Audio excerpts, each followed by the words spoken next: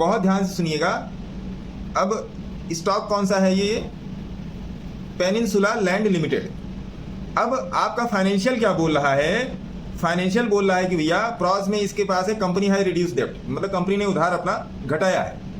But क्या बोल रहा है? Stock is trading at 20.2 times its book value. Book value से 20 गुना ज्यादा चल रहा है। Tax rate seem slow, earning include on another income 75.1 crore और company cost of borrowing seems high. Company cost of borrowing seems high. चलो जी, मान लिया आपकी बात कि आप सही बोल रहे हो, ये बात मैंने आपकी मान ली कि आप सही बोल रहे हो। अब आ जाइए बारोइंग्स वाले सेक्शन में। Balance sheet. बारोइंग क्या है? कंपनी का मार्केट कैप कितना है? मार्केट कैप है 1809 करोड़, है ना जी? सामने लिखा है आपके, कंपनी का मार्केट कैप है 1809 करोड़ और कंपनी के ऊपर कर्जा कितना है? कर्जा है टोटल 1020 करोड़। अभी ये सितंबर 2023 का डेटा है, लेकिन बोल क्या रहा है ये कि स्टॉक अपने बुक वैल्यू से 20 गुना ज्यादा चल रहा है। इसका मतलब ये खरीदने लायक नहीं है बुक वैल्यू से। अब भैया बुक वैल्यू से ज्यादा चला तो खरीदने लायक है क्या? नहीं खरीदने लायक है। तो बुक वैल्यू 20 गुना ज्यादा कब से निकाली गई है? पिछले फाइनेंशियल ईयर की होगी, तभी तो निकाली गई है। गलत बोल रहा हूं सर? बोलिए। प्रमोटर होल्डिंग 60-65% है, प्रमोटर होल्डिंग में नहीं कोई दिक्कत है। अब फिर से आ जाते हैं बारोइंग्स पे। अब बारोइंग्स जो थी मार्च 2020 में, आप देखोगे मार्च 2018 में 2422 करोड़, 2240 करोड़, 1761 करोड़, 1081 करोड़।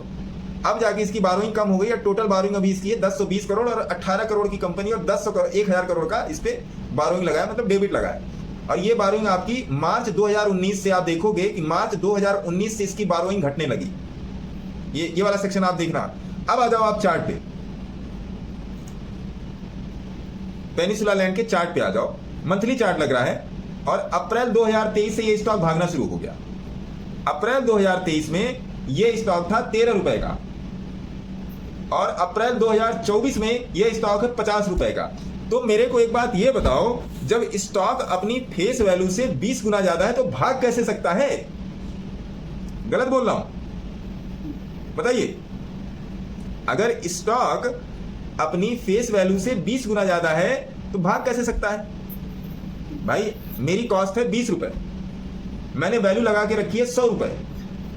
एक्चुअली मेरी इस पेन की कॉस्ट है 20 रुपए, मैंने वैल्यू लगा के रखी 100 रुपए। इसको कौन खरीदेगा? बताइए। कोई नहीं खरीदेगा। तो इस बात को लोग समझने की कोशिश करें कि चार्ट है आपको बताएगा कि उसको कब क्या काम करना है, और उसको देखने का जो तरीका है वो है मंथली चार्ट और 3 मंथ का चार्ट। मंथली चार्ट और 3 मंथ के चार्ट पर अगर आपने किसी भी टाइप की कोई भी इन्वेस्टमेंट की है तो समझ लीजिए वो इन्वेस्टमेंट आपकी खाली नहीं जा सकती है, और अगर खाली भी जाएगी तो बहुत ही छोटे स्टॉप लॉस के साथ जाएगी। इस स्टॉक का फाइनेंशियल दिखाने के पीछे मेरा जो रीजन था वो रीजन यही था। अब देखिए CWIP इसकी जीरो ही चल रही है। एक बात ये भी, ये CWIP कोई देखता ही नहीं। CWIP इसकी जीरो चल रही है, फिर भी भाग रहा है। नेट प्रॉफिट देखिए गुरुजी कितना बढ़ चुका है।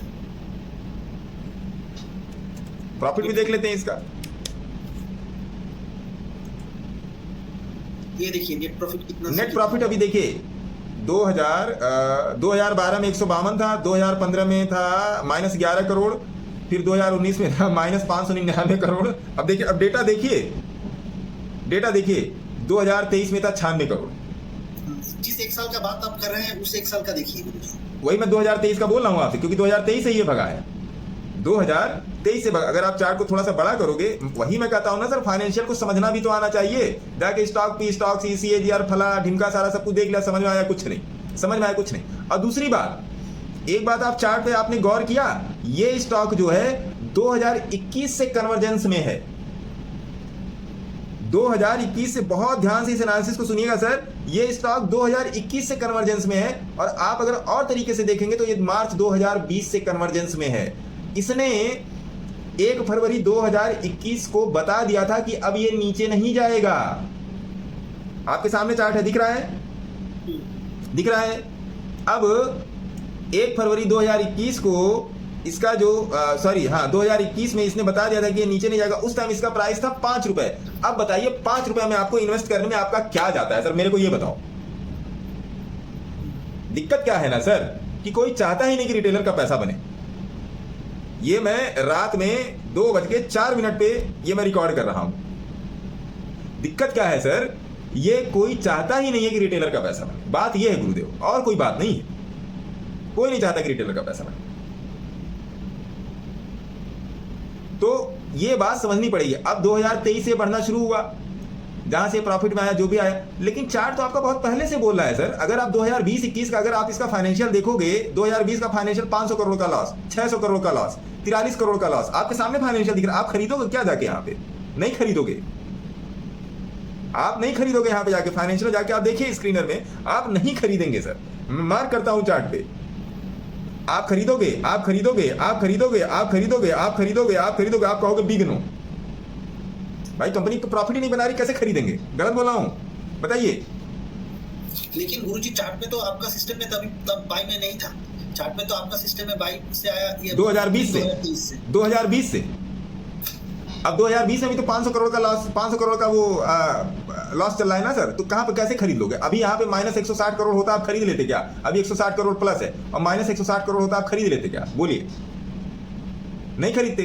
तो गूगल ज्ञान में और ऑब्जर्वेशनल ज्ञान में अंतर है। गूगल ज्ञान में और ऑब्जर्वेशनल ज्ञान में अंतर है। ऑब्जर्वेशन होती है TND RND, गूगल ज्ञान गूगल ही होता है।